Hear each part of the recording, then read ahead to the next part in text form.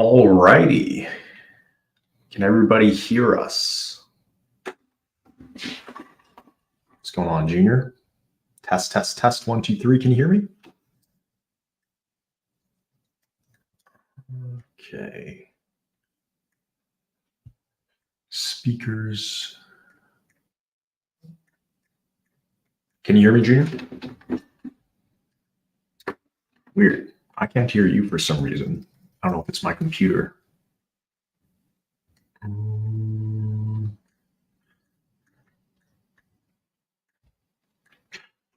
Okay, so you guys can hear me. I can see that in the YouTube comments. Can you hear Junior?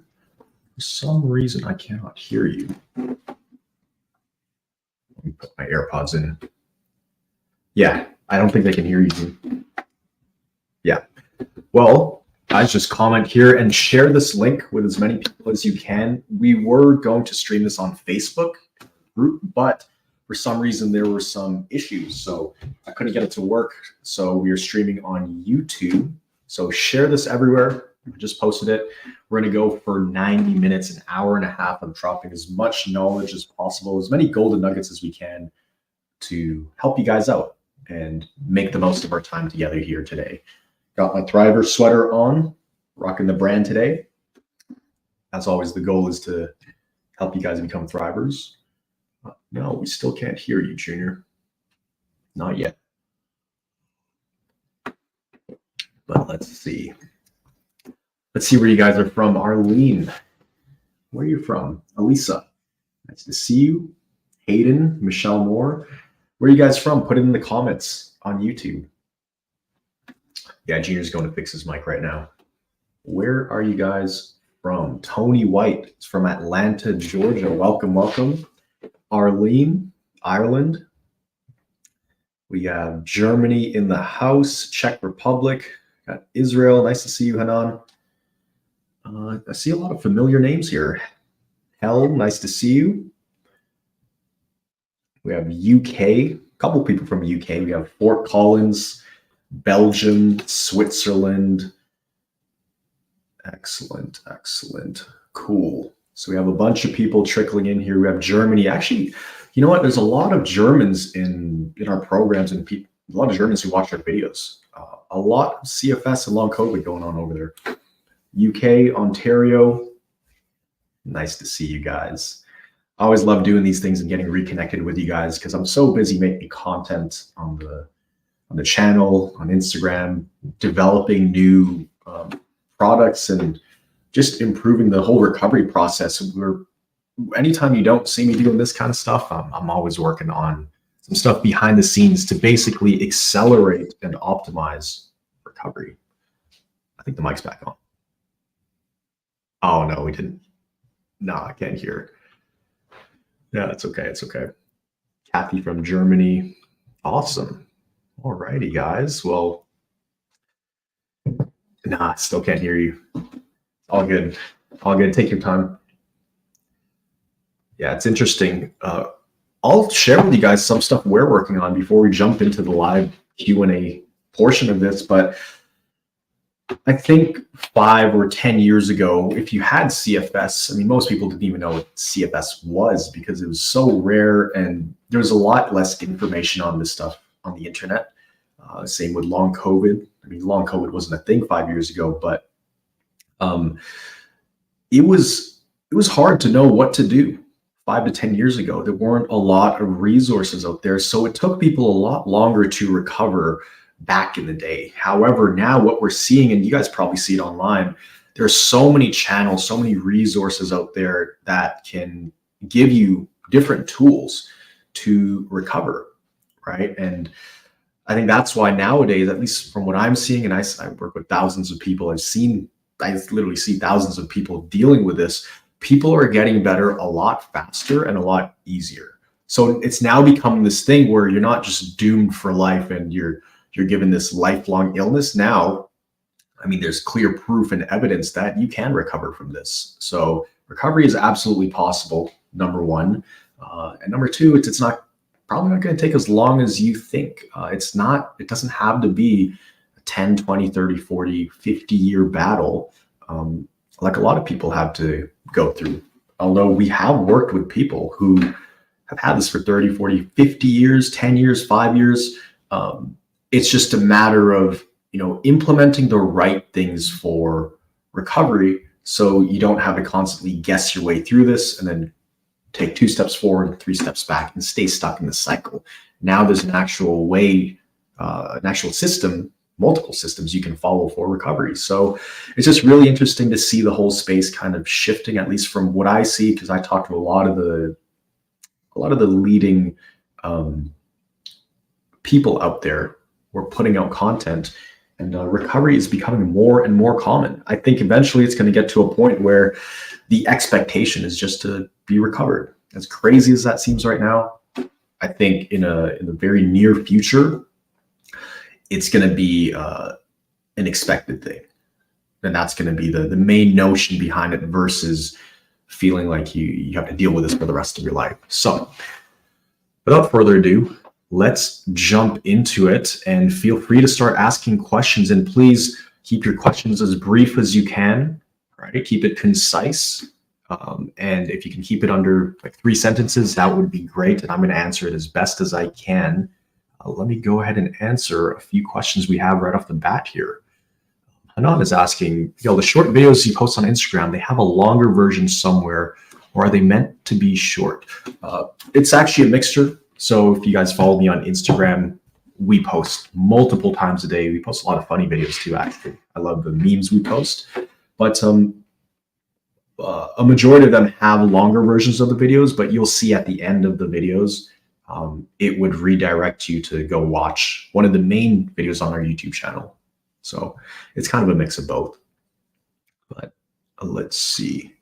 Hayden, I had my CFS diagnosis 10 years ago and was told not to worry about it. Literally, I was given a piece of paper with a chart on it showing me how to worry less.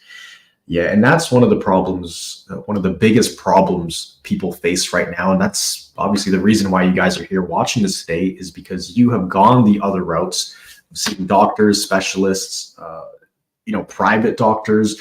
You've tried multiple different solutions, but clearly they haven't worked, or they haven't worked to the degree that you like it to. That's why you're here looking for more solutions. So yeah, it's not just a matter of worrying less. If doctors give you a piece of paper like that, I am 99.9% sure that that doctor probably didn't have this, because if they did, they would know it's more than just giving you a piece of paper.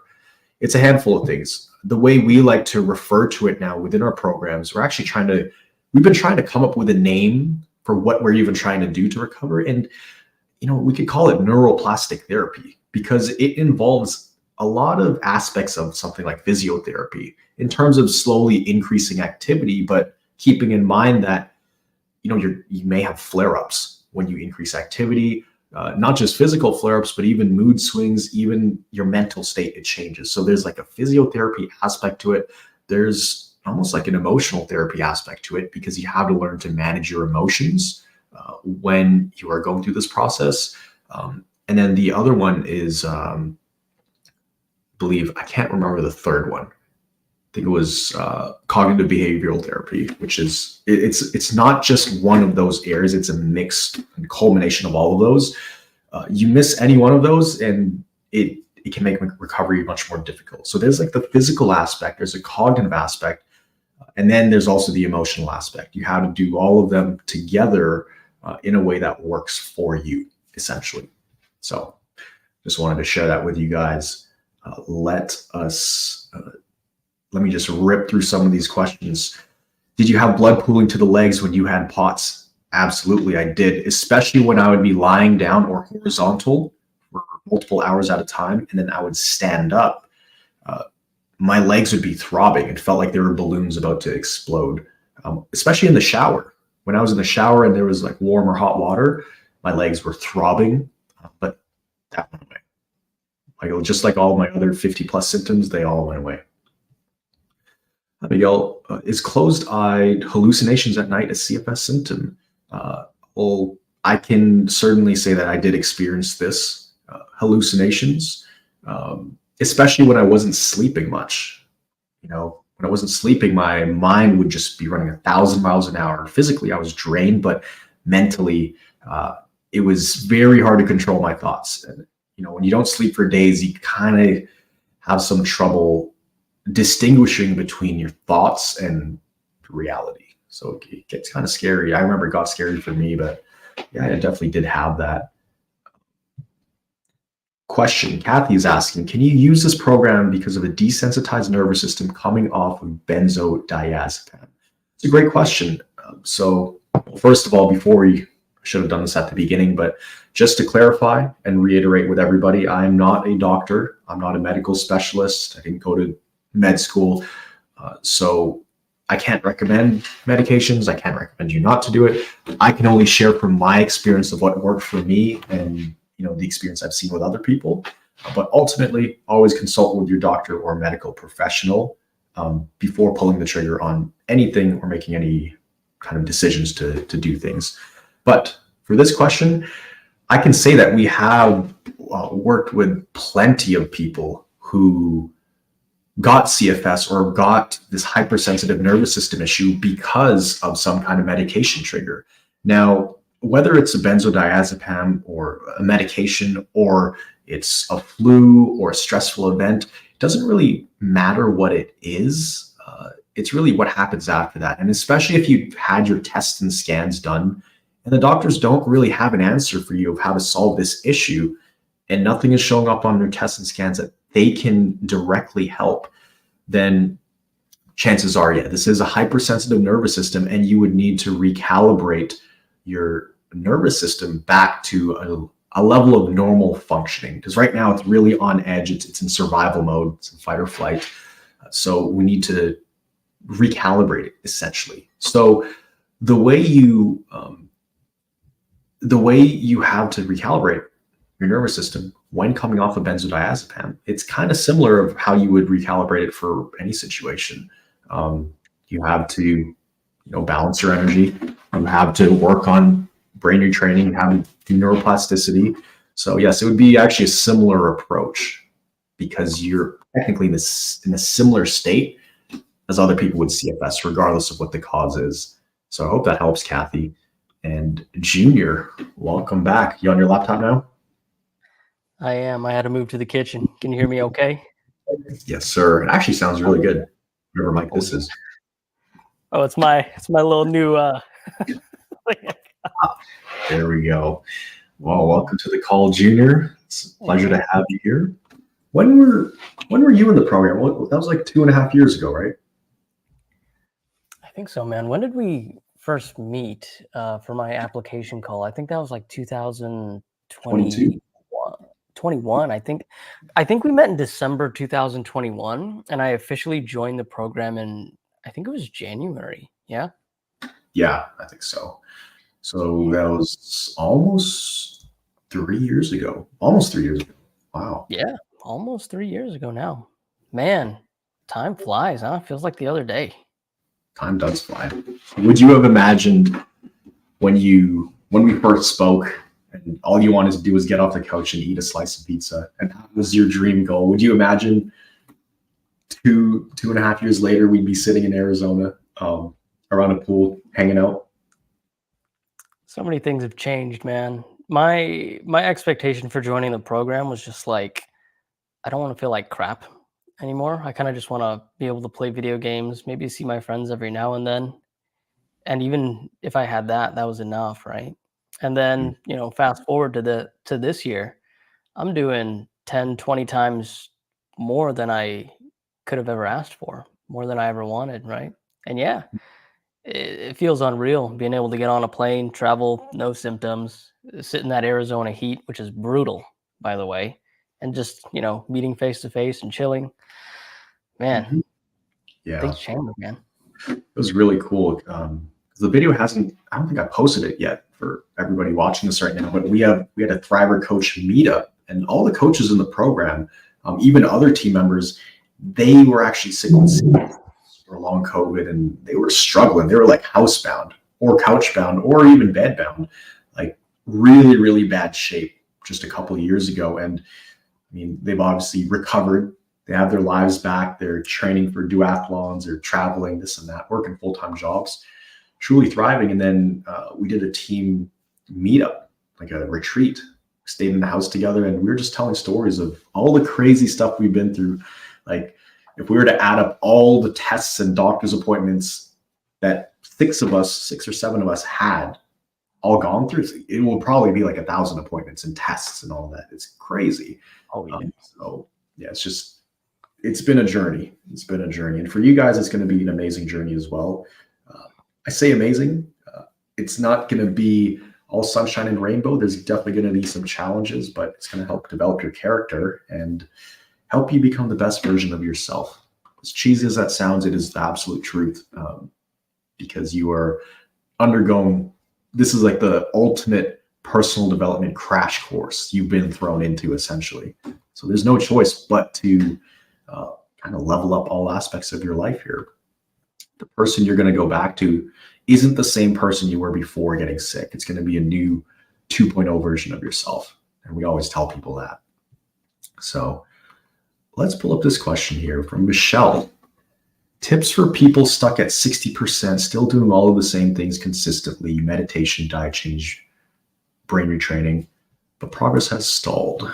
What do you usually advise people on that with Junior? Stuck at 60% is just a little bit above halfway, right? I'm not going to speak too much on the triangle here, Miguel, because that's something that we teach heavily. You have to watch a 30-minute video once you join the program. But 60%, as a coach, the most common thing that I see at 60%, the biggest emotional roadblock is actually frustration. And the reason for that is because you think about it like this, man.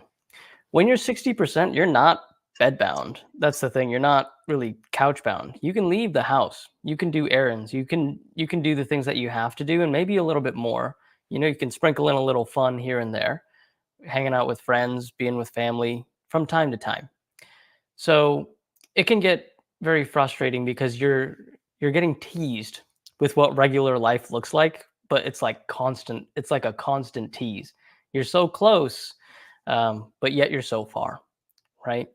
And so with that 60%, what I find is that a lot of the strange, weird symptoms, the secondary ones that present themselves when someone's a lot more debilitated, have gone for the most part. And now you just have your main lingering symptoms left. The tricky part with that is because you have your main lingering symptoms left and your brain likes to focus on things, as our brains like to do, it's very easy for our brains to target and hyper focus on those last remaining lingering symptoms, right? And so we can eventually lean into a point during our recovery where we're only focusing on those 3 or 4 or 5 symptoms that we have left and say, okay, I have a good majority of my life back. How can I make these things go away? And we make that our primary focus. And sometimes we get caught up in realizing that that's all we're focusing on at some points, and it can get really frustrating, right? So my number one thing that I always advise for folks is watch how closely you're paying attention to the symptoms compared to how much you're focusing on your life, because this is the point in recovery where that focus does have to shift. Start paying a little bit less attention to the symptoms and trying to find solutions and fixes towards those, and just pivot a little bit more and leaning into focusing on life, like doing things even though you have symptoms. I understand it's uncomfortable, it's challenging. Still, try to adopt that mindset slowly and gently of like, I'm going to still live my life. I'm going to do it in a gentle way, but I'm not going to let these symptoms take over my whole field of view here, right? And the more you start naturally making that pivot, believe it or not, ironically, the more quieter those symptoms that you're hyper focusing on start to go away. And then you focus more on life over time, the symptoms get less and less loud. And then it just dampens to the point where you look back, you realize they're gone and you didn't even realize they disappeared. So that's that pivot point right there. 50, 60% recovered. That's where people need to start shifting their focus from recovery and then more into life. And Miguel, you talked to that actually, man. Yeah, I remember that was week 5 or week 6. Yeah. That.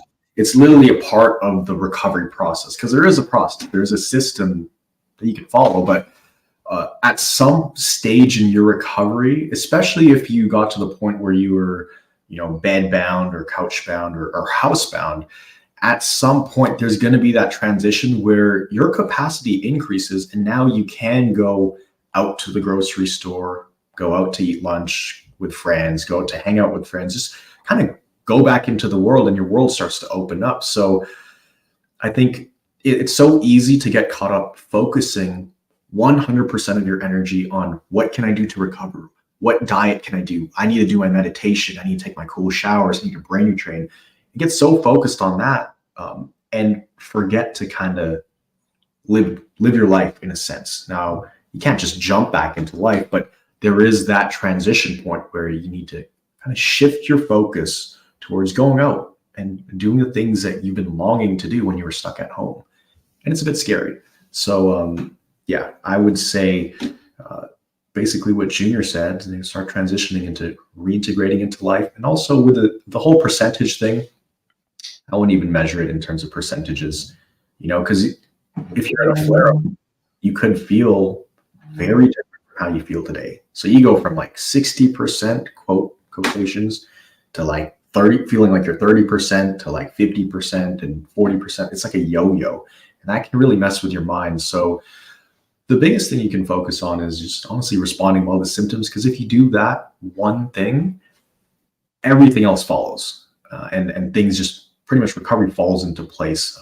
If you can focus on that one thing, and obviously there's a few more other small things you can do, but that's the most important one, is responding well to symptoms. So I hope that helps, Michelle. And thanks for asking the question, because I'm sure a lot of people are thinking this as well. Mm-hmm. And that's the thing with these questions, guys. When we're answering these, think of how this applies to your situation too. Because at some point along the journey, you probably dealt with this, or you're going to deal with this perhaps at some point. So think of how this can apply to your situation. That's how people, that's why people find group calls so effective. Like this, we have 6 group coaching calls a week inside of the Recovery Academy, but just being on a call, even if you don't even ask a question, other people are pretty much asking the things that you were thinking about. So pay close attention, try to soak it up as much as you can. Cindy, love the video, so inspiring. Highlight more MCS people. Thank you, Cindy, appreciate it. Okay, Michelle.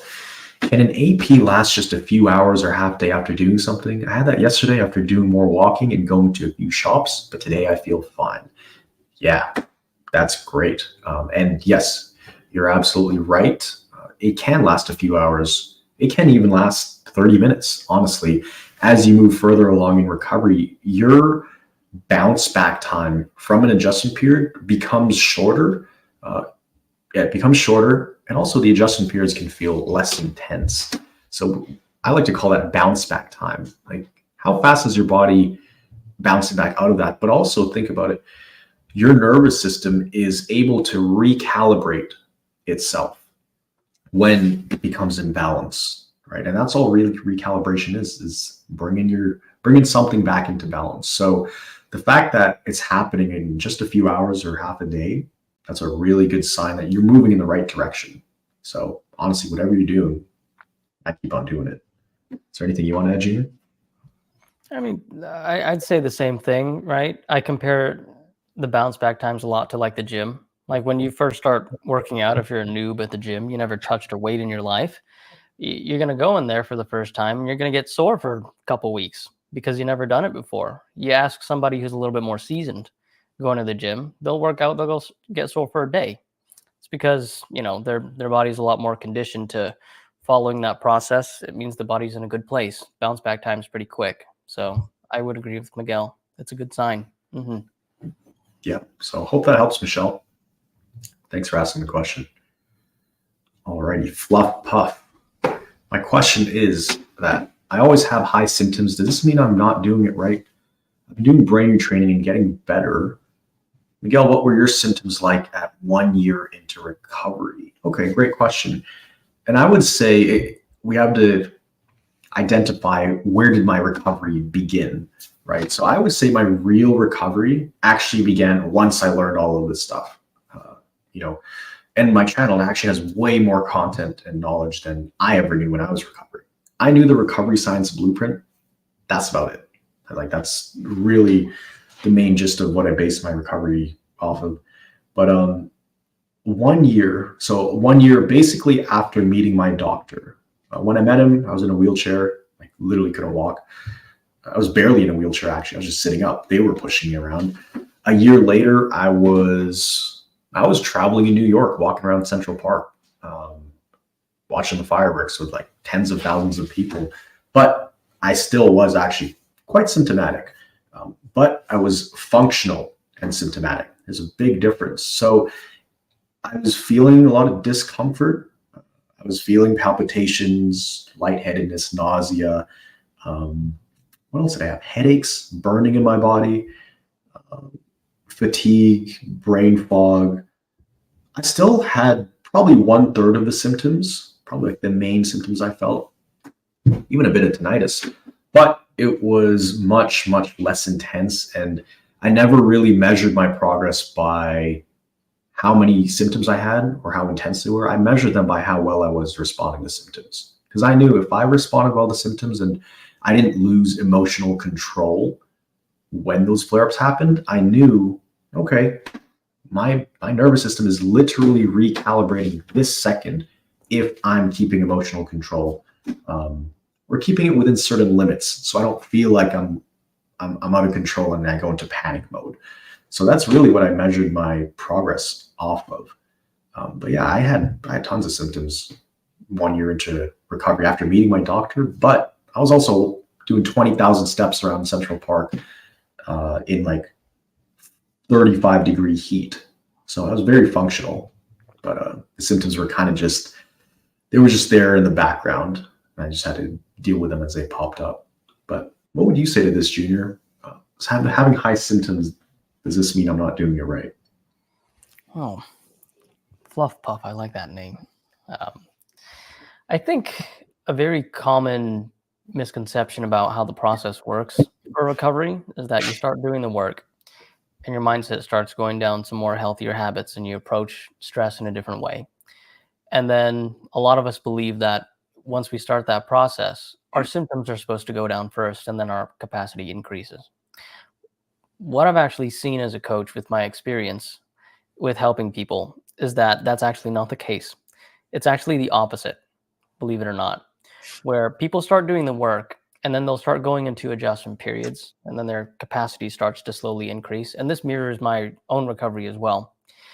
And I notice that after each adjustment period, these folks are able to do more and more and more over time.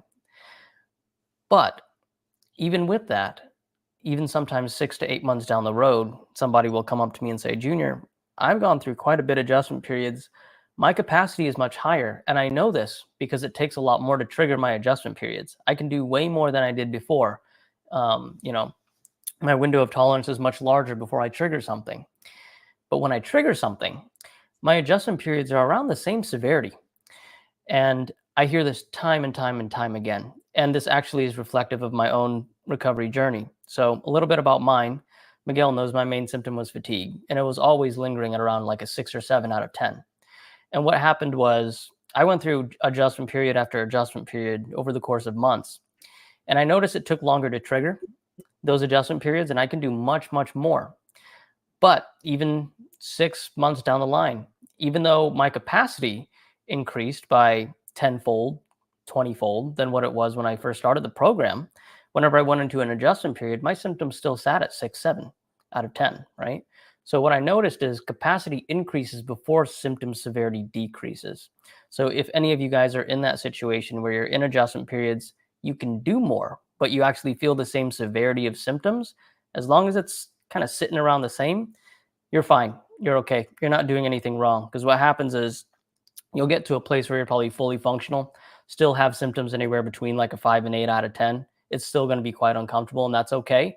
And then over time, you just keep living, and you'll notice you'll do more, and then the symptoms slowly start to go away towards kind of the end. That's kind of how my journey was, Miguel. So. Yeah, exactly. I'm just going to actually go. We were supposed to go live on Twitter, but it didn't go live. So I'm just going to set that up right now. You want to take this next question from Colette? Yeah, of course. Is all ME/CFS recovery nervous system based? Well, that's what we target mainly in the program because that's what we genuinely believe, that it is the nervous system. But, you know, that can be perceived in a very generalized way, right? It's a it's a full body thing, right? It's a very multifaceted approach. When we talk about the nervous system, is because the nervous system touches every single part of your body. The nervous system, you kind of want to think of it like a big tree, right? So like you have a big fat tree on the top of the surface, and then you have the roots kind of stemming underground, right? And the roots is your nervous system touching every single organ and part of your body. And the tree that it's connected to is your brain, right? And so with the brain, we call that the mind, and we call that the mental. It also controls emotions, but what it's connected to is the body physically as well. So yes, it is the nervous system, but mainly it's the nervous system and its relationship with the brain, aka it's the mind and its relationship with the physical body. So when we're making progress, we target both of those things. You can't heal the physical body by only working on the mental mind, and you can't fix the mental mind by doing things that help your physical body. It's multifaceted. You got to do it together, right? So hope that helps. Absolutely. And, for this question, I can definitely say, as long as you've had your tests and scans done and you've seen doctors, you've seen specialists, you've tried treatments, like they've given you all these different potential solutions and nothing is working and there's no explanation for it. Now, that's a lot of things that I just said there, but I mean, that's the reality for a lot of you guys watching this right now is you go into these clinics, you try to look for help, they look at you like you're kind of crazy. They say, well, good luck, or try this medication for this symptom, try this for this symptom, but it doesn't really help it long term most of the time. It can actually make it worse. So if that is the case, then this is definitely nervous system related because you've tried everything else. If it were some actual physical problem with your organs or your muscles shutting down, then they would have been able to detect it and they would have been able to fix it with medication. That's what doctors specialize in. That's what they're trained for. If they haven't done that, you're still stuck or you're not getting better. This is highly likely a hypersensitive nervous system issue. And I can say that because I've just seen this. I've been through it myself and I've seen this thousands of times. So that's what I would say for this question. Hope that helps, Cole. Cool. Let's go to Nita. How long a housebound person takes to lead to normal life outside following the principles taught by you? How long a housebound person takes to lead near to normal life outside following the principles taught by you. So does that mean like not following our principles? Oh, I think she's saying, how long does a housebound person, like me, Miguel, I started housebound, right? How long does it take them to live a normal life outside of the house if they follow the principles taught by us in the program? I see. So basically to go from housebound to being able to go out, drive, all that stuff. Yeah, I mean, obviously it ranges. There's no exact thing I can say, but actually this would be a good time to pull up. Are you gonna do it? I'm gonna do it. I'm gonna show you guys something. And what I'm about to show you is one of the things I've been working on for the last, we've been working on this for several months, but we're just putting the data together. But in terms of a timeline, to go from housebound to going outside with the house, that wouldn't take long, right, Junior? That's what, a handful of months? You could do that. Yeah, that was my experience. Mm-hmm. You could do that within 2 to 3 months. Now, that's not saying full, completely symptom-free recovery, but functional, driving, groceries, going to eat dinner with friends. Yeah, very, very doable in 2 to 3 months. Again, that's not symptom-free, but getting outside is very possible. So let me actually show you. So if we're going from housebound, let me see if I have that document ready. Housebound. It would be low yellow. Okay, so our team actually put together a lot of this data, and just to let you know where we got this data from, within our programs, we do a lot of surveys and we track a lot of data based on people's recoveries, where they started, if they're bedridden, couch-bound, housebound, semi-functional, functional, or thriving. Where do they start at? How long does it take them to move through the different stages, and what do they have to do specifically in that particular stage to get to the next level? Because every different level of recovery has its own challenges and curveballs, and it's not the same thing throughout the whole journey. There's a few things that change, but we were able to see, based on data, what a typical timeline looks like. So I'm actually going to show you guys this. Nobody from outside our executive team has seen this, but I want to show you guys this. So this is a recovery timeline. Now, if we're looking at housebound, right, because you asked housebound to going outside, that would be semi-functional. Now, just a disclaimer here, it's completely possible to recover on your own. You don't need this program to recover. You don't need any of our programs to recover. Watch free YouTube videos. You can recover on your own. But with this graph shows your approximate progress path depending on the level of support and engagement using our recovery systems. We have a few different systems. We have Platinum, we have Academy, and we have Recovery School. So there's different levels of access to the coaches and different levels of, personalization on how we can help you. So this recovery trajectory, it's not guaranteed, but it is based on recovery data that we've gathered after working with all these people from all around the world at different levels. So if you're thinking about housebound, to go from housebound to outside, driving, going to groceries, about 2 to 3 months, you'd be there, as you can see over here. To get to thriving, if you're coming to your calls, if you're following your plan, 6, 7, 8 months around there. And that's with the most access. That's with the most access to the coaches. If you were to do more of like a group program or get group support, a little bit less personalization, and obviously it takes a little bit longer. And then there's completely do it yourself. Well, not completely, but there's Recovery School where you watch video modules and you implement it based on where you're at. Then it may take a little bit longer, but here's a timeline. In terms of, if you guys want to see the other stuff, because I found this super interesting when we put together the data. If you're bedridden, right, you'd be in the red.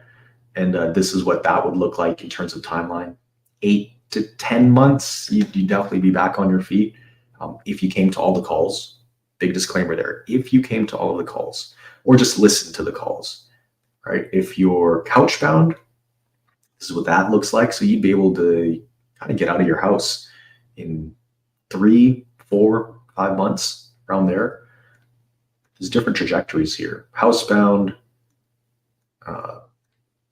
semi-functional, right? And then there's some people who are functional. There's maybe a handful of you on this call. Maybe you're working full-time or part-time, or you have a family you have to take care of, and you're actually very active. The question is, how long would it take to get your life back and get rid of all the symptoms? So this is just a cool trajectory to kind of give you a rough timeline. So in your mind, you're not thinking this is going to take years and years and years. So I just want to share that with you guys. I thought it was a good time to pull up this graph based on the question you asked, Nita. So I hope that helps. Stop sharing. That was great, man. All right, the secret's out. Now they know. Now they know what we've been working on. Behind the scenes, a lot of work's being done. I'm excited. Yeah, a lot of people working on that. Basically, what I just showed you. Let's go to the next one. After being bedbound for some time and clearly losing muscle mass, how do you keep going when your legs are just so painful? All you want to do is just lay back down. Oof. Yeah, well, Tony, I know this because I've been there. There is video footage of me in the hospital just getting to a wheelchair, which was right beside my bed. I put weight on my feet, on my legs for maybe 3 seconds, and my legs were shaking. And it felt like I had squatted. I like maxed out for squats with 200 pounds or something and just did it as many times as I could. Like my legs, it felt like I felt lactic acid building up just from standing up, right? And it's very uncomfortable. So it's just one of those phases you kind of got to go through, and you will lose muscle mass. Well, you not will lose it. You're likely to lose muscle mass if you're not moving around. It's just deconditioning. But the other good thing is muscle memory. Your muscles will come back. Like I work out quite a bit now. I skipped leg day. I'm not going to lie, for like 4 years. It's not fun. Then I've been doing it and my leg mass is coming back. So yeah, your legs will be painful when you start moving around again and using them. Well, just like anything, it's like introducing a new exercise for your body that you haven't done for a while. Like if I don't do push-ups or any chest day for, let's just say curl. Let's keep it simple. If I don't curl or use my arms for a long time, could be months or years. If I go and try to lift up a grocery bag, and let's say it's like 10 pounds, I'm super deconditioned. So I will be very sore from that. And it's not just the muscle soreness, it's like tendons. Tendons, joints feel sore, clicky, just because you haven't used it for a long time. So it's just one of those phases you got to go through, man. But that's something we can help with if you did need more help with that, because there's certain things we can do to build some kind of reintegration program to using the legs a bit more. But yeah, totally normal to feel that. It's going to be a little bit painful. Yeah. All right. Let's go to Marvin. I have high blood pressure. Whatever medications I try, my blood pressure almost stays the same. Is this normal and gets normal when I recover? Again, I'm no doctor, but based on what I've seen, we worked with a lot of people who were on blood pressure medication and multiple other medications. And when we recalibrated their nervous system, they didn't have to take those medications anymore. One that comes to mind is Nikki. Shout out to Nikki. She was diagnosed with 14 different things on paper, recorded, like medically documented, because they couldn't figure out what was going on. So they kind of just throw all these labels at her. And with those labels came certain protocols on how to fix those particular diagnoses. So she was loaded up with medication, didn't work. And then we got her up and running again, took some work. And then about a year or two later, she didn't have to take, I think she's off all those medications actually. Maybe she's just on one for something she had previously, but yeah, something that is prescribed quite a bit is beta blockers for POTS symptoms. We see a lot of that, but that's not really fixing the root cause, right? So if it's not really having a positive effect, it's probably not addressing the root issue, So this is something that we've seen to normalize in terms of like blood pressure. We've seen that normalize as people get better. So hope that helps. All right, Arlene, want to take this one, Junior? Sure. Arlene Hartnett. Did you experience a gap between who you were before recovery and who you are now? I kind of lost my recovery mojo. Things I used to love doing aren't attractive anymore. Do you identify? Of course. The thing is, recovery is a process of change, not just physically, right? But with that, the mental mind is connected too. So as your body starts to change, so does your mind on quite a bit of things, right? Your mind changes on your values, the things that you're interested in, the things that used to give you happiness compared to now. And probably moving forward too, your values will continue to change and morph and evolve as you grow.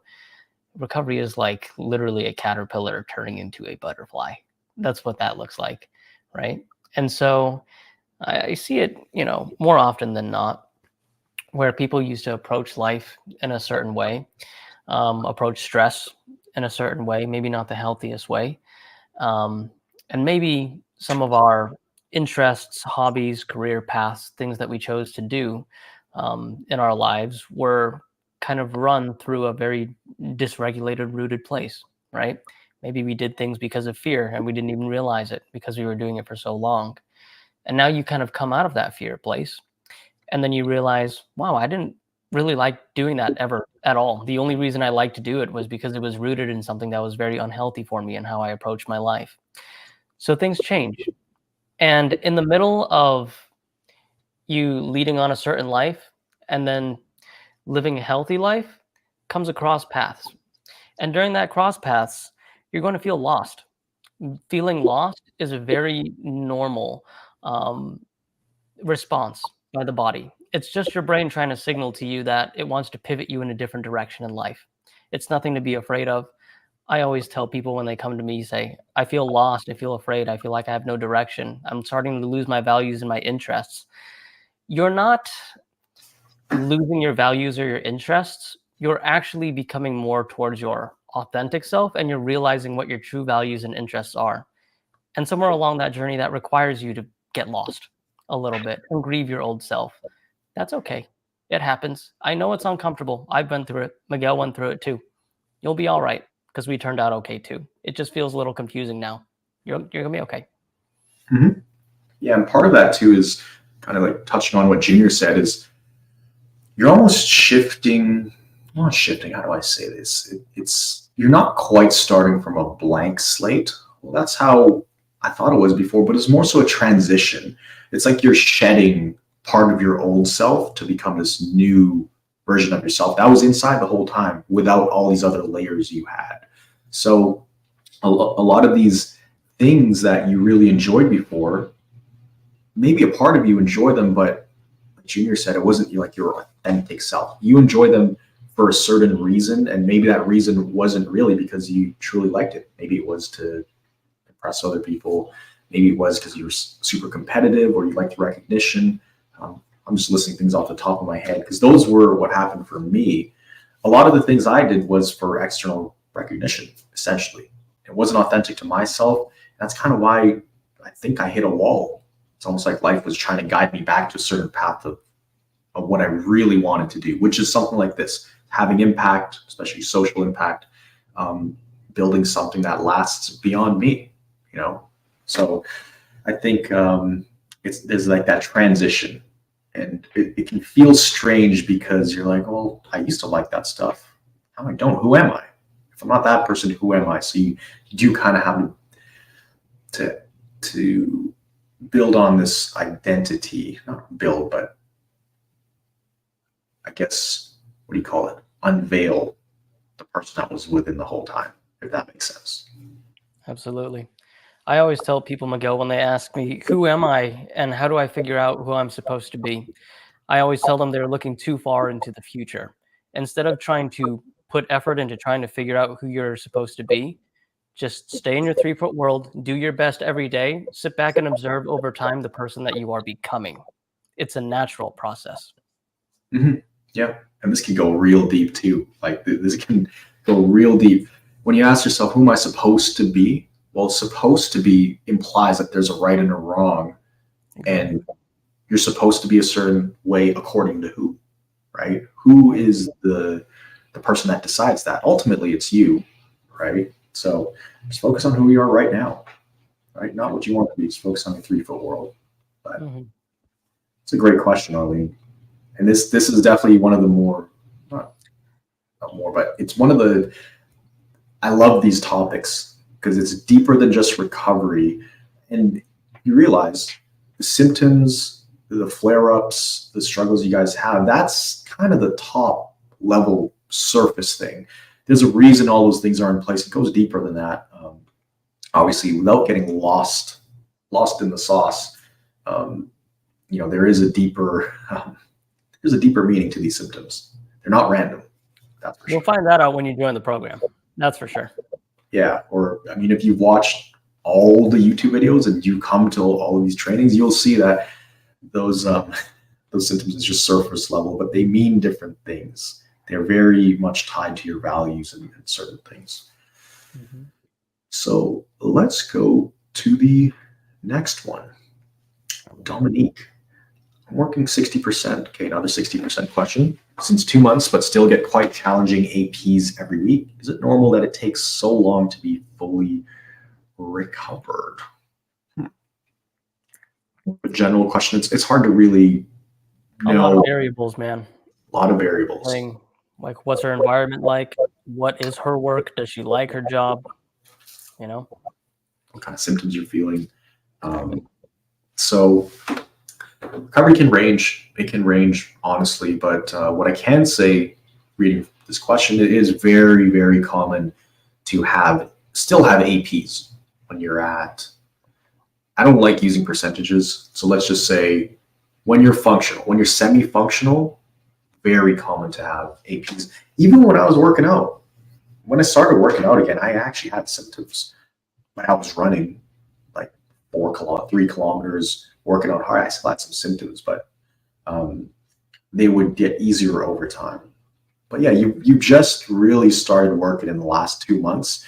So it's a new level you're kind of reintegrating into. So it's going to take your body some time to adjust to that level of stimulus because, I mean, I don't know if you work from home or in an office. If you work from an office or somewhere, now you have to drive there regularly, consistently. Now you have to have your brain turned on when you're at your job. Maybe you're interacting with different people. So there's these different types of stimulus that you're dealing with, right? It's not just work. What consists of the work? Cognitive, emotional, maybe it's stressful, physical. So it's all of these things that you have to take into account. So there's a few things you could do here, but I would say if I were coaching you, I'd say, okay, what are you doing? And let's assume that you somewhat enjoy your job, right? What are you doing outside of work?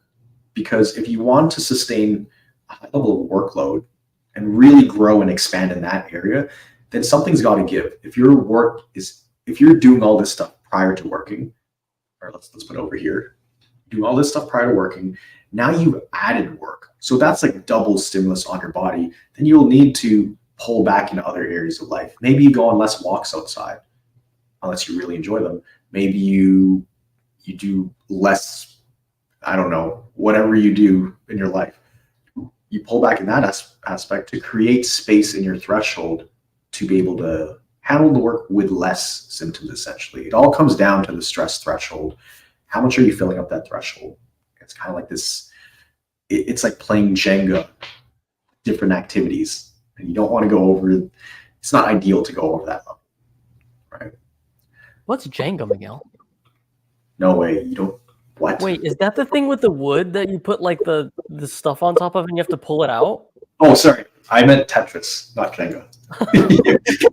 Jenga, you take stuff out.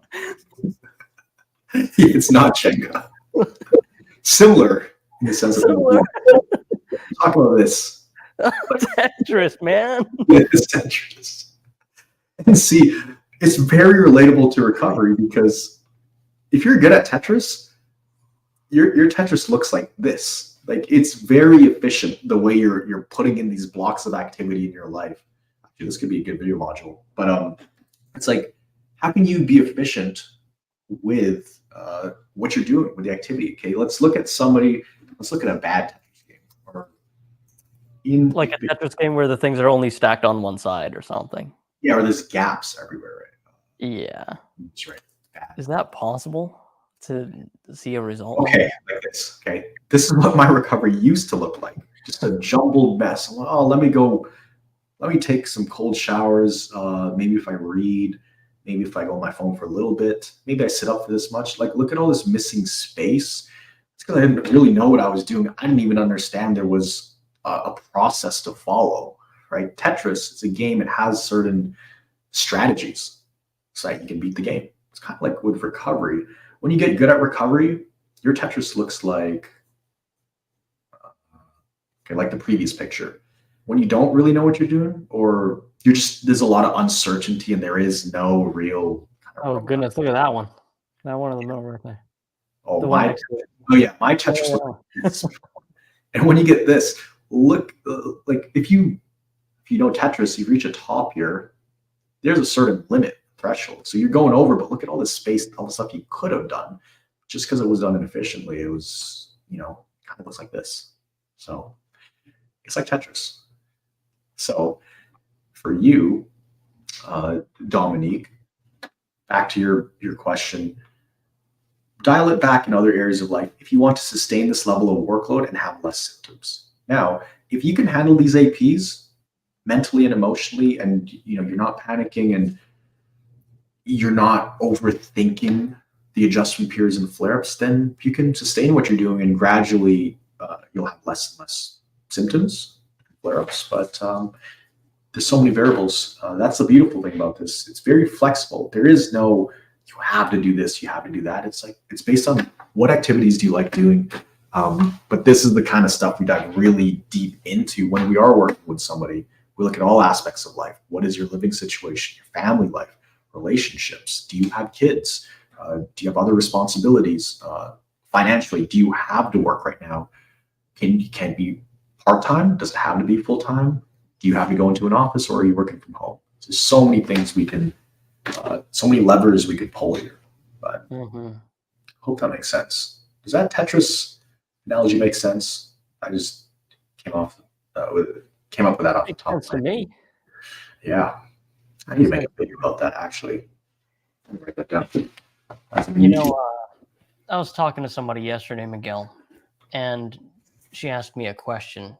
She said, Junior, I did this thing on Saturday where I was dancing the night away and eating food and listening to great music and enjoying myself. And I had a really high activity day. And I felt little to no symptoms afterwards. So why is it that today I did the same amount of physical activity, or maybe even just a smidge less than I did on Saturday, but I have way, way more of a nervous system response in the form of symptoms today compared to Saturday?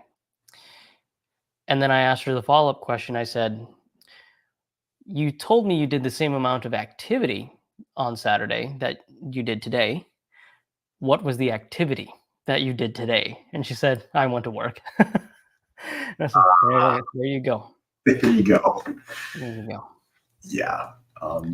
Usually there's a reason for the flare-up. Now, we don't recommend to identify the reason, because what's done is done. But if it's a pattern, you're constantly flaring up and you don't really know why it's happening, and you're not really moving forward in recovery, then that's where it would be wise to identify where are the bottlenecks in your recovery, like where are you getting stuck, right? And when you identify what the bottleneck is, you can tweak that activity or tweak that particular thing, so that way you can kind of break through this plateau. Now, different levels of recovery, it's normal for people to like, where they improve, they kind of plateau, improve, plateau, because there are different things or different challenges that you may run into at different stages. But ultimately, I didn't even know any of this stuff. For me, in terms of the stages, that I didn't even think there were stages when I was recovering. All I knew was I had to respond well to symptoms, and if I do that, I'm good. I load up my threshold with stimulus, get symptoms, then I dial it back. And it's very similar to working out, trying to put on muscle or increase certain exercises or things like that, certain weights you're lifting. It's like progressive overload, essentially. That's like the main gist of it. But you have to factor in, you're not just getting sore, it's like symptoms, and the mind can start to go crazy a little bit. So yeah, it's a similar approach, but it's not, what do you call it? Graded exercise. That's not what we're talking about here. Yeah. I don't really believe in graded exercise for recovery. Like doesn't work. Like the premise is similar. The issue with graded exercise is like you want to eventually slowly and gently grade your way to more and more and more activity. And that's the part I agree with.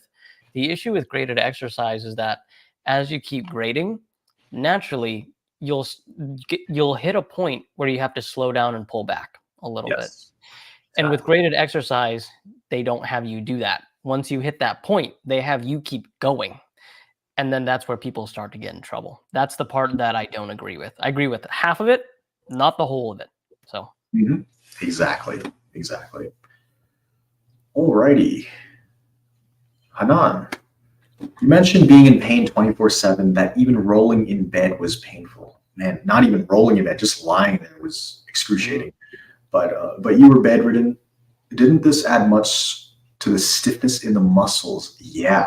Oh yeah. How to cope with this? So I remember I'd be lying in bed. I'd try to relax my body, but because there was so much pain, obviously I'm stressed, so I'm tensing up. So I clearly remember my neck would always be tight, like here, for years. This is even before I was bedridden.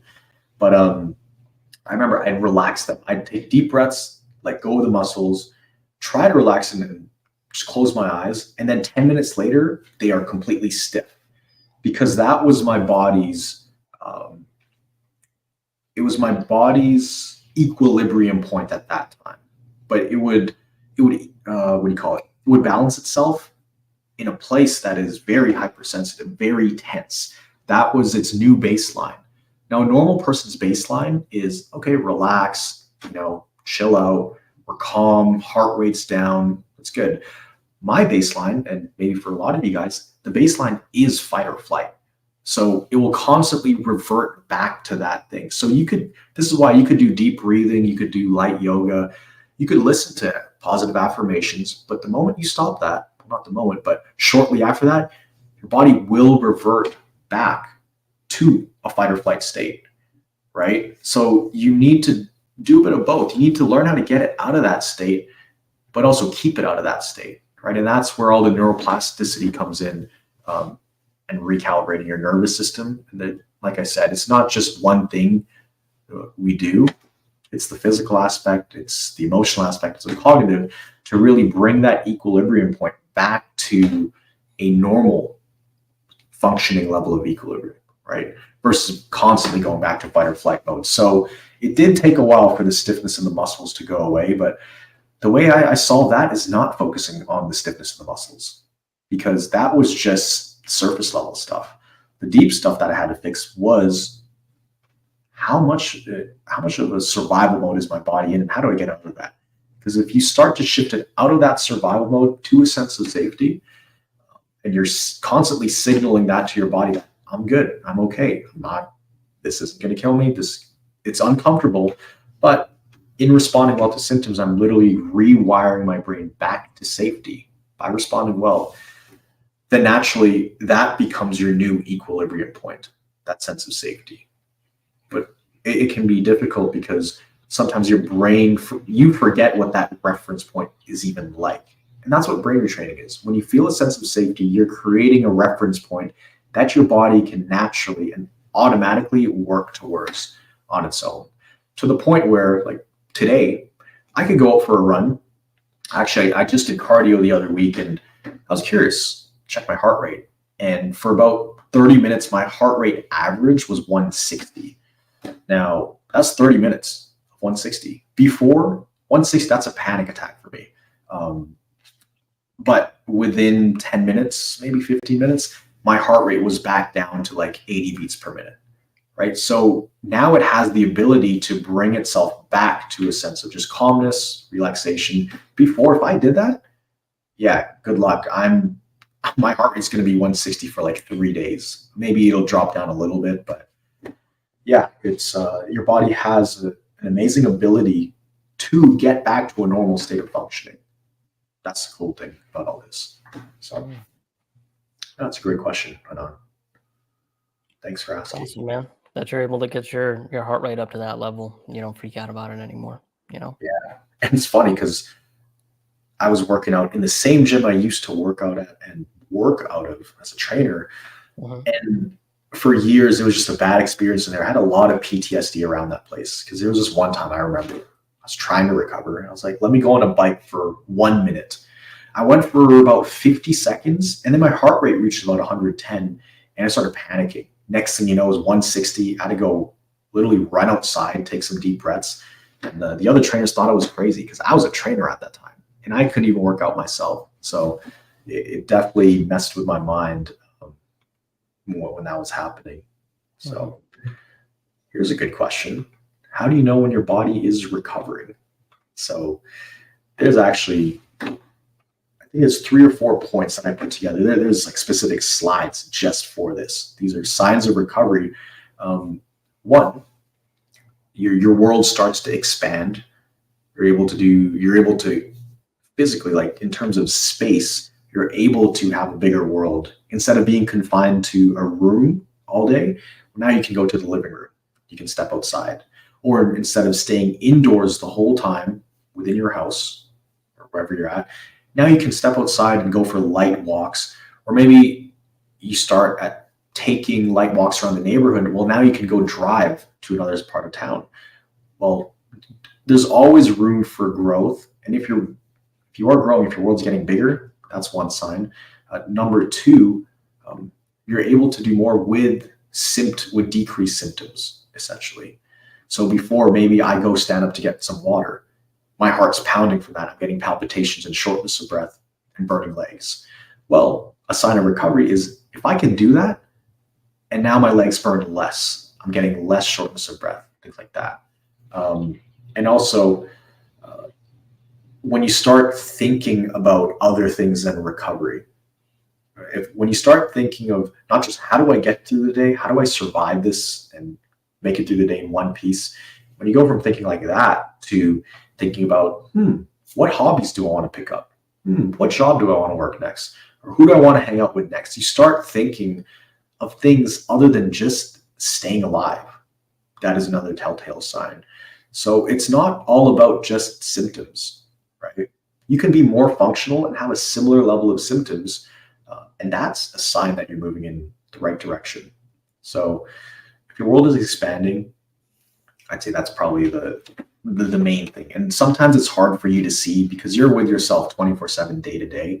You may not see those differences, but you'll actually notice people outside you start saying, hey, you're actually looking better. Oh, wow, you've been sitting up for quite a while. Or wow, like I was surprised you came out to this lunch or to see you out here because you were in the house for so long. So you'll start getting confirmation from other people saying, wow, you couldn't do that a week ago or a month ago. Then it's a reminder for you. So that's what I would say about that. Richard Mock says, Junior, aka the Gray Master. Oh boy. Thanks, Richard. That's funny. The Gray Master. Here we go. Okay. Monica's got a question again. You want to touch on this one, Junior? Let's see.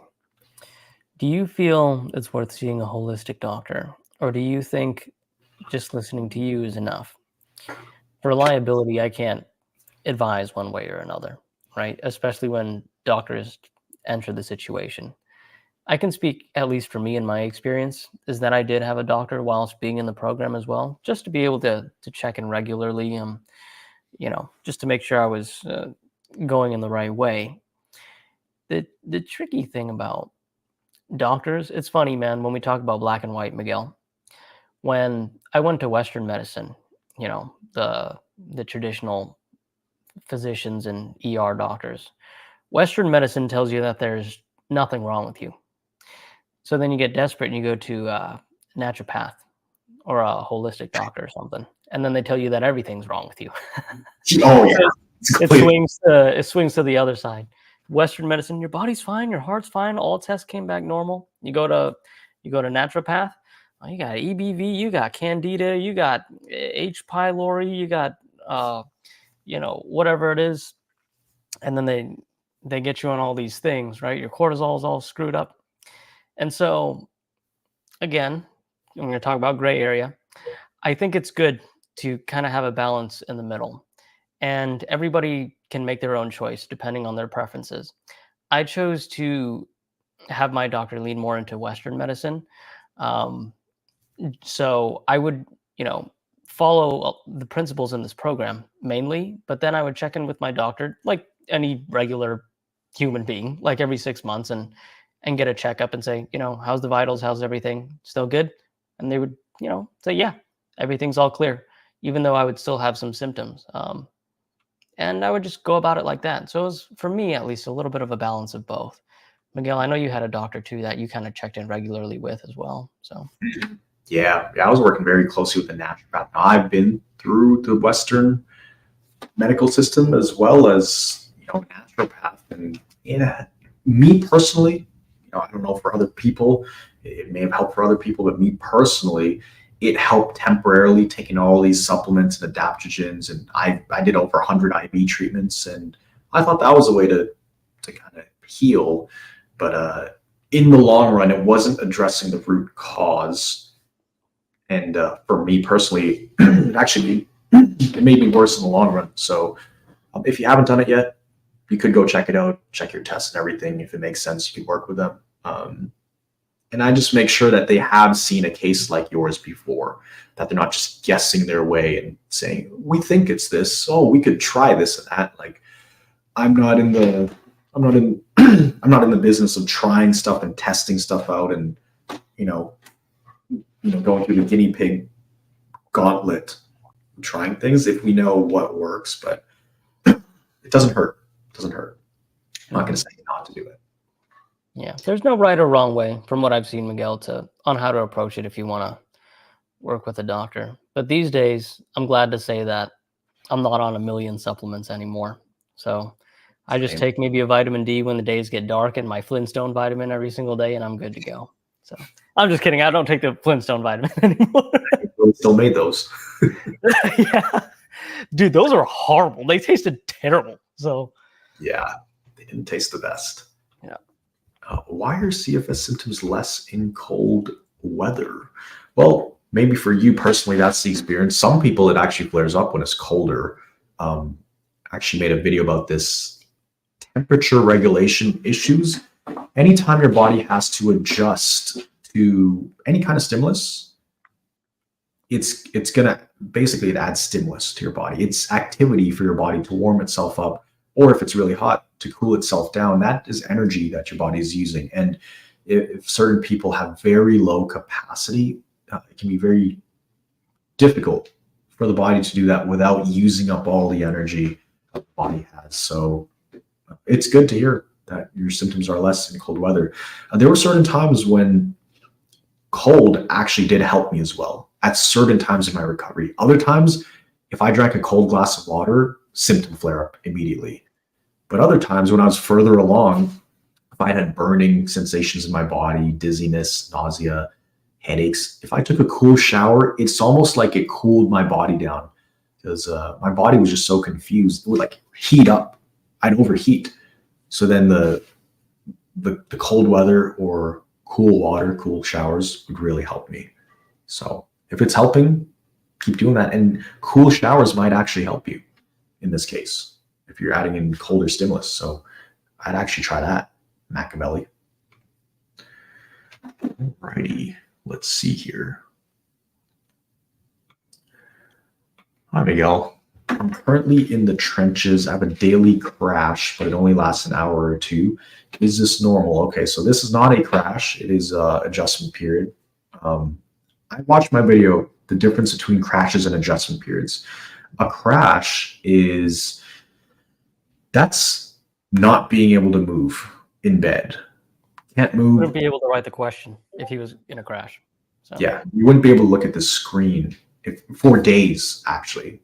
For days, even weeks, I'd say even weeks, if you were in a crash. So that sounds a lot like an adjustment period. If it's only lasting an hour or two, now I'm not saying you have these symptoms and then after the hour or two, then you're fine, right? You probably have symptoms 24/7, but they're just more intense during those 1 or 2 hours. That's normal. That's actually very common. We see that all the time. So I think my best advice is reframing the way you see crashes and adjustment periods. From what I've seen and what I've experienced, and the thing that really helped me move forward in recovery is realizing that this is not a crash. It's an adjustment period. And 95% of the time, like 99% of the time, I was actually in an adjustment period. But because I thought it was a crash, I thought, oh, I'm starting back at square one. I screwed up, shouldn't have done that. And then I become terrified to do any activity that brings on any kind of 1 or 2 hour flare up. So this is very, very common what you're experiencing. But definitely go watch the video about adjustment periods versus crashes. That was a huge paradigm shift for me. That really helped. Me too. Mm-hmm. All righty. Let's see. There's this question, but I think we covered this.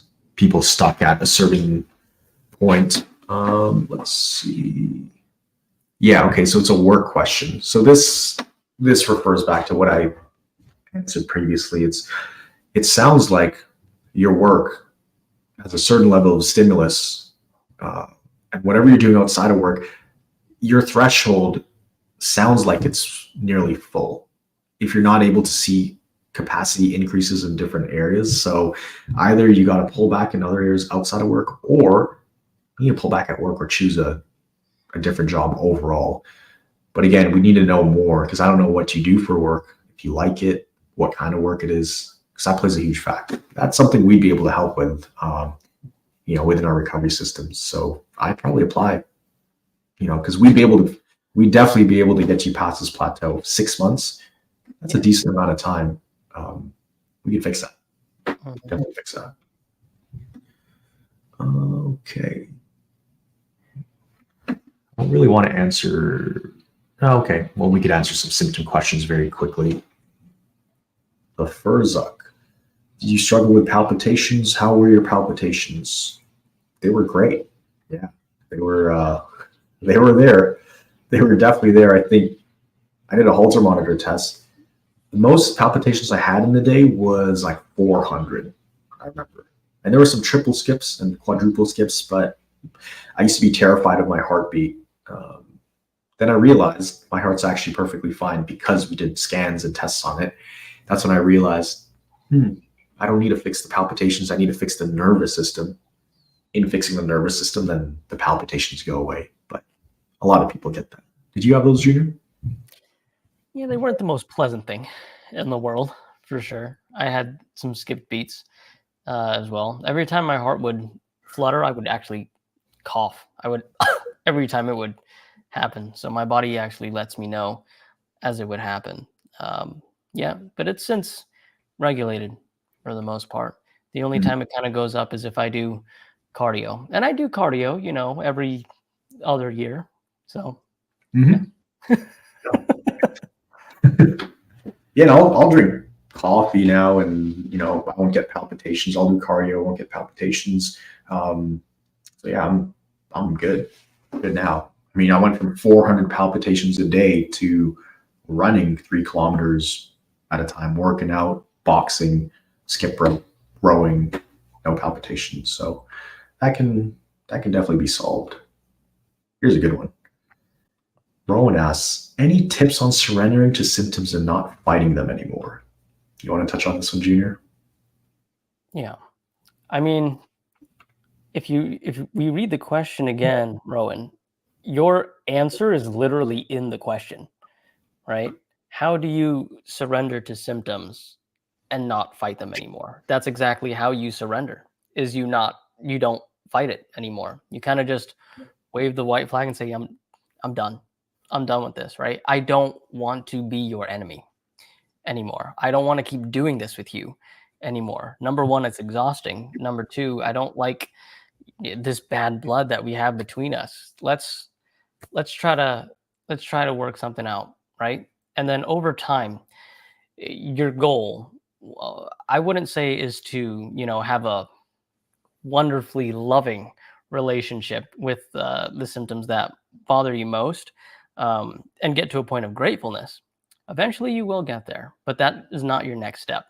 What I learned about the brain and the nervous system is it likes very small, gentle, incremental changes, right? It doesn't like too big, abrupt changes. And that includes your relationship with your symptoms. If you want to fix that relationship, if you want to work with it, it has to start small and gradual. So instead of going from a person who really hates their symptoms and wants them to go away and is or terrified of them or something like that, and swinging all the way to the other extreme to someone who tries to like their symptoms, it's not possible. And if you try to do it, you're being disingenuous about it, and your brain knows that you're being disingenuous about it. Instead, just focus on the next logical, gentle step. Instead of hating it, move towards trying to be a little bit more tolerant towards your symptoms. That should be your next step. And then after toleration, it comes, maybe I'll just allowing it to be there just a little bit more. And then over time, you'll get to a place where you have the same relationship with your symptoms and your body the way that Miguel and I do, right?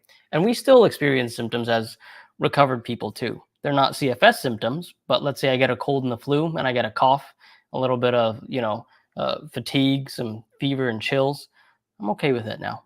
But it's because I did a lot of work to get there as opposed to like before. So it's different. Yeah, totally. And I didn't really look at symptoms as really symptoms. I just looked at it as feedback from the body. And I think replace fighting your symptoms, replace that word fighting with understanding. Because if you Right. understand why the symptoms are even there, you realize they're not out to get you. They're not evil. They're not really bad. It feels uncomfortable. It feels challenging. But the whole reason they're there in the first place is because they do have your best interests at heart. It's not trying to kill you. It's not trying to punish you. It's really trying to keep you safe, right? And I would watch, what's a good video about this? Just search up the purpose of your symptoms on my YouTube channel, and it goes in depth about this stuff because the symptoms are there to protect you. Up to this point, you've shown your body, your nervous system, that there's too much stress, or there's a lot of stress around, and you pushed it to a point either voluntarily or involuntarily to a level of stimulus that it could not handle. Now it doesn't trust you anymore. Your brain doesn't trust you. So it signals the whole nervous system, hey, we need to slow this person down, stop this person from going out, exposing themselves to all this stimulus. It can't tell you to do that. It can't say, hey, Miguel, you need to slow down, right? It's tried that. And I said, nah, I keep going. Got to do this and that. So now it's kind of forced to go to the next level, which is put symptoms in place to stop you from exposing yourself to more stimulus, right? That's why people become bedridden. When you're bedridden, you can no longer expose yourself to the external stimulus of the world. But this is where you fall into this cycle. Now, the danger isn't really out there. The danger is within, and it's within your body, between you and your symptoms. So now it's no longer the external world that's stressful. The very thing that it was trying to protect you from is gone. But now the symptoms become just as stressful. So I go into a lot more depth on it on my YouTube channel. And even within our programs, this is literally the foundation of recovery. It's understanding your symptoms. Because the moment you can see them as not a threat, but almost as like, it's a mechanism within your body that is there to serve you and help you, you realize that is no longer the enemy. It is actually your ally. It's just feedback from your body. So you're not clashing with anymore. You're not clashing with your symptoms anymore. Actually, both of you become a team. You use the symptoms as feedback on what your next move is going to be. Either you're going to pull back, rest, take it easy. It's going to tell you exactly what you need to work on, really. So I hope that makes sense. But this is the foundation of recovery. It's understanding the symptoms and the threshold. Junior, I know you got a check-in call in like 15 minutes, right? Yeah, you want me to hop off or stay for a few more minutes? Oh, yeah, you could stay for a few more minutes. Yeah. Here we go.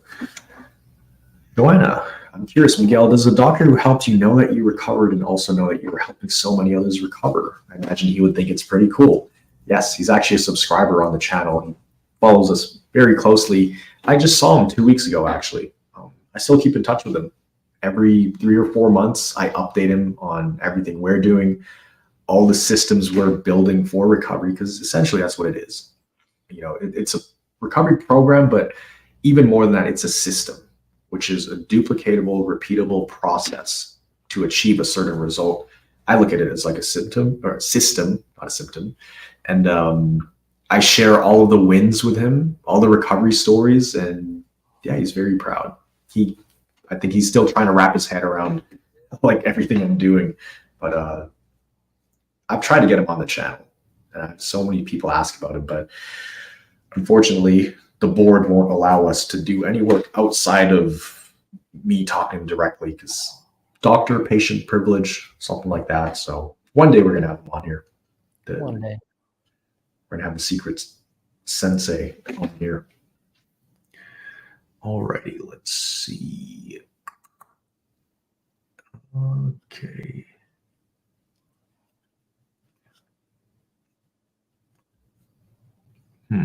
So many questions to choose from.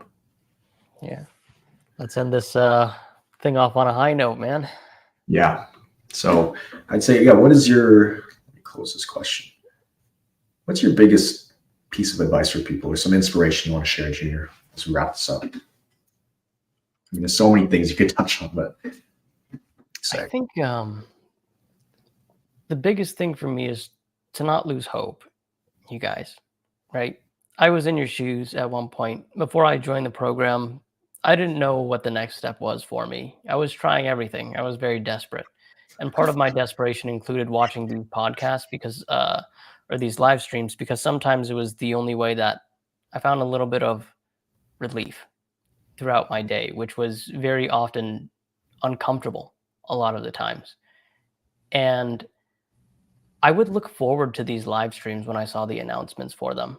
Sometimes I would look forward to them for days because I said, wow, something to look forward to have a little bit of relief. Because whenever Miguel speaks and he reassures me that I'm going to be okay, or whenever somebody asks a question about a symptom that I used to have, right, it made me feel like I wasn't so different and it was normal. And it gave me relief, albeit temporary, but still some. And now on the other side, I'm doing a lot more things. My life is a lot more busy now, and these live streams are but just a little part of that day, right? But it used to be my whole world sometimes too. I know how it feels to be on that other side, okay? There's hope. You hang in there. If you have the means to, please join the program, get some help. There's nothing wrong with getting help, with joining a community and with leaning on other people. If one of your roadblocks is your inability or struggle to ask for help, then maybe you can let this be the opportunity that really sparks a little bit of change in that type of personality trait. I spoke with somebody yesterday who I met who was bedbound, who used to be very active on the Facebook Lives in the Facebook group community and everything like that. And she was active on there for, I think, a year before she finally decided to join the program. She said it was the best thing that ever happened to her. She went from bedbound, she is now working, you guys, right? She's active. She's about to hop on a plane, go see a friend. She's taking trips.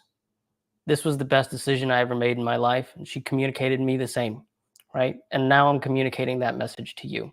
We're building a lot of stuff on the back end. We're still continuing to learn and grow every single day.